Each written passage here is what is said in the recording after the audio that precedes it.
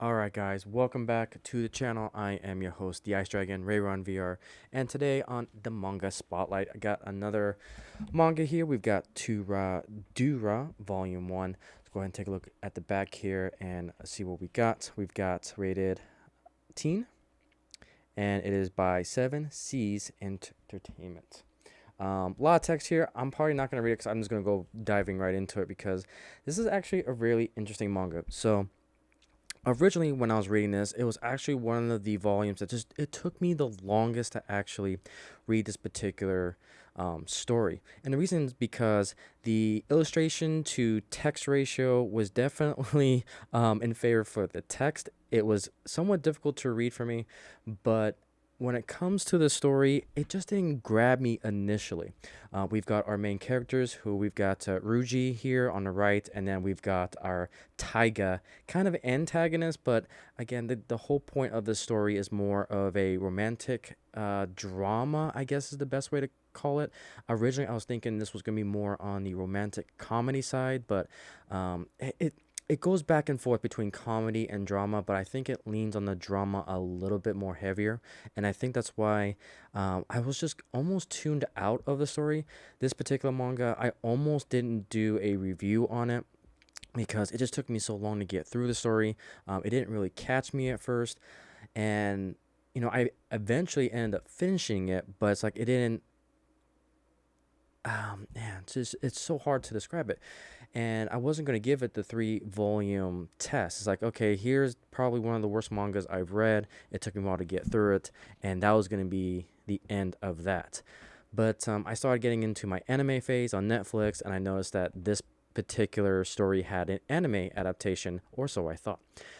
Originally, the anime came first, and then it was adapted into a manga. So the hit romantic comedy anime is now a must-have manga. So that leads me to believe that the anime actually came first. So I watched one episode because I wanted to know to see how it was going to end because at first I wasn't going to finish it. And let's just say 2 binge watching sessions later, in about 48 hours, I think it was, I end up finishing the whole story. So I do know how this ends. I'm not going to talk about it in this review. Again, I'll stick with the contents of Volume 1.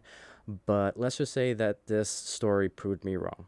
It was a good story. It ended pretty well, and it was just one of those that, the payoff was good. I wouldn't necessarily say it was great, but it was good enough that I fell in love with the characters. And so here we are reviewing Volume 1. So with that, I will be talking about spoilers, and let's go ahead and dive right into it. So we're introduced to basically our main 4 characters here. It was Ruji, which is this individual on the right. We've got Tega, we got Kitamara, and Kushdia.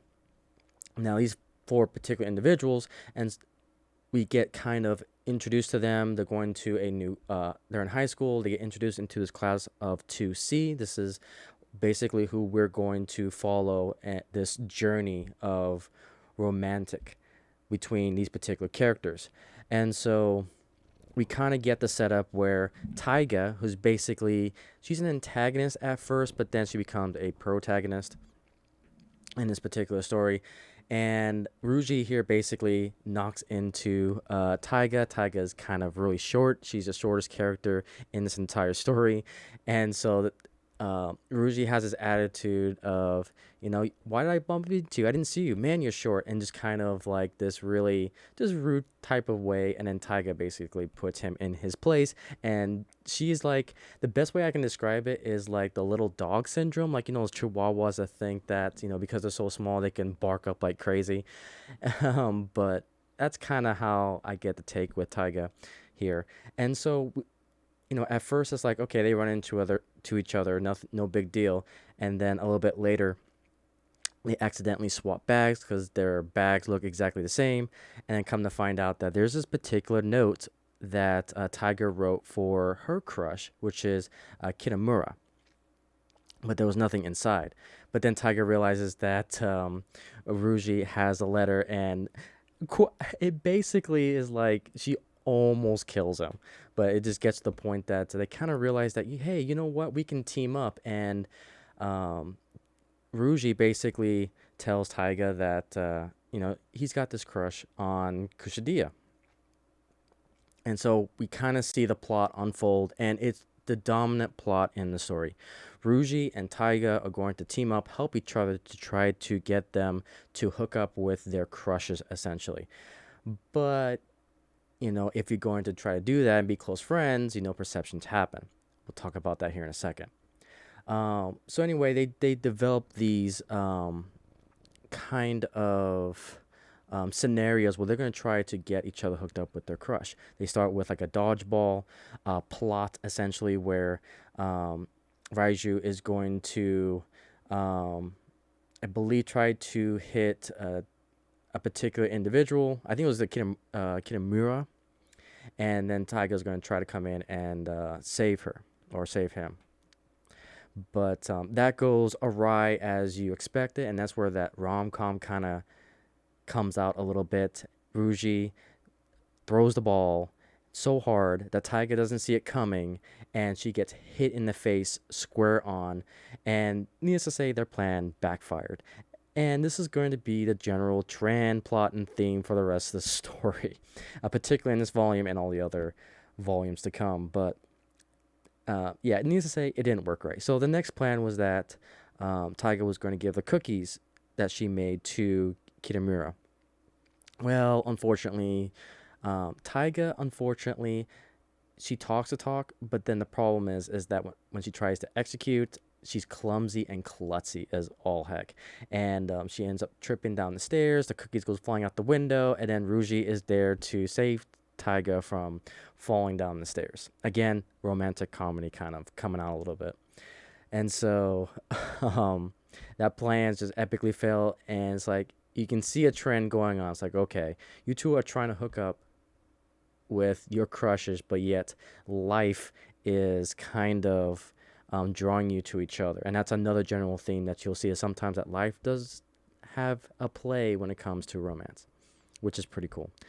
So by the end of it, they're still trying to create these plots to try to figure out how to get hooked up with their crushes.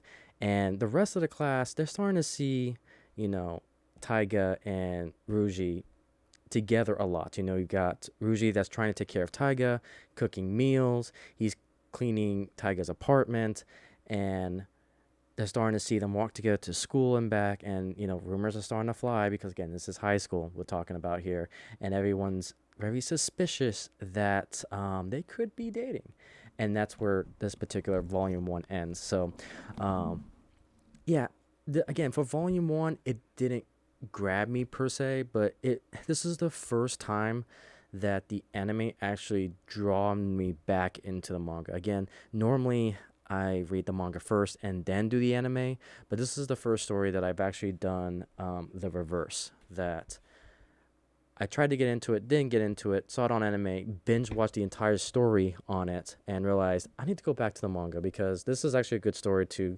share with you guys. So I actually really enjoyed. Again, volume 1 is not gonna do enough to get you drawn in. The rest of the story, especially if you get to the ending of this particular story, it'll get you hooked.